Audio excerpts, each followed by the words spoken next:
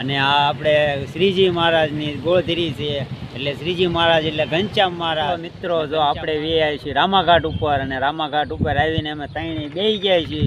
અને રામાઘાટ તમને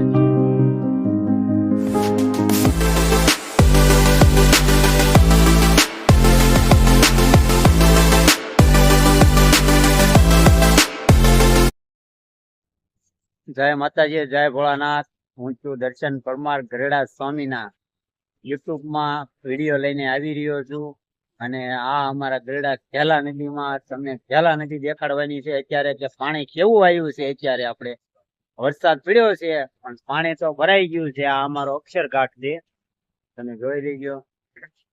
આ અમારો અક્ષરઘાટ ખેલા નદીનો. અને હવે તમને લઈ જઈશ રામાઘાટ અને ગોળધરીમાં. આ જો સામે દેખાય ને ત્યાં, તો હાલો તમને આપણે ત્યાં લઈ જઈએ અને તમને એ રીતનો ઇતિહાસ કેવી કે કઈ રીતનો ગેલો છે ને કઈ રીતનો થયું. અને એ ભગવાન શ્રીજી મહારાજ આવેલા, અને એ શ્રીજી મહારાજ ને ખેલા નદી ગમી હતી, તો તમને ત્યાં લઈ જાઓ. વિડીયામાં આગળ બન્યા.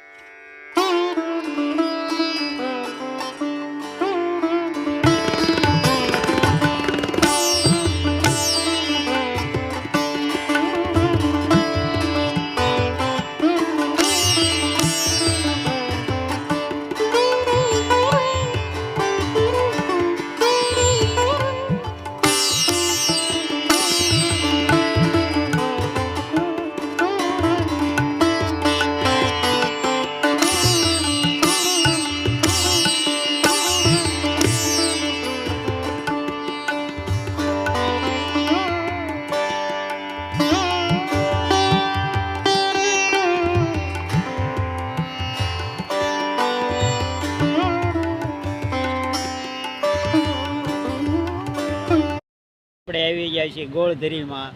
અને આ આપણે શ્રીજી મહારાજની ગોળધરી છે, એટલે શ્રીજી મહારાજ એટલે ઘનશ્યામ મહારાજ. અને ઘનશ્યામ મહારાજ અહીંથી નીકળ્યા હતા, એટલે ખેલા નદી ગમી હતી, તો એ તમને દેખાડ દો. એટલે ગરડામાં અમારા ઘનશ્યામ મહારાજ આવી ગયા હોય એટલે ભગવાનનું ધામ કહેવાય ને અમારે, એટલે તમને પણ મારે બતાડવું પડે ને બ્લોગમાં. તો હાલો તમને ખેલા નદીને અમારે દેખાડવું ગોળધરી. તો જોઈ લો, આ ગોળધરી છે અમારે. ઘનશ્યામ મહારાજને અમારે ગોળધરી ગમી હતી, અને આ જો મંદિર પણ બનાવ્યું હતું. અને આ ગોળધરીમાં આવ્યા હતા, અહીંયા નીકળ્યા હતા, અહીંયા હતા. અને આ ગુરુકુળ છે અમારે ગરડાનું. અત્યારે પાણી ભર્યું છે, અને વરસાદ આવે તો આ બહુ પાણી પોગી જાય અમારે.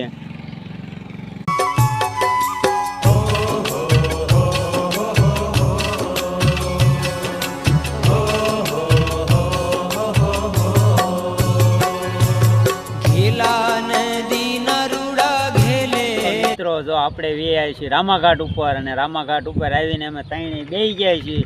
અને રામાઘાટ તમને દેખાડવાનો છે કે અમારો રામાઘાટ કેટલો ભર્યો છે અત્યારે પાણીનો. તો હાલો તમને રામાઘાટ દેખાડો, અને કેટલી લંબાઈ છે, કેટલો ઊંચાઈ છે રામાઘાટ અમારે છે. એટલો ભરાણો છે, બાકી પાણી આવશે એટલે ભરાઈ જાય છે, અને તમ તાર સમજો છલકાઈ જાય છે. તો હાલો તમને દેખાડ દઉં.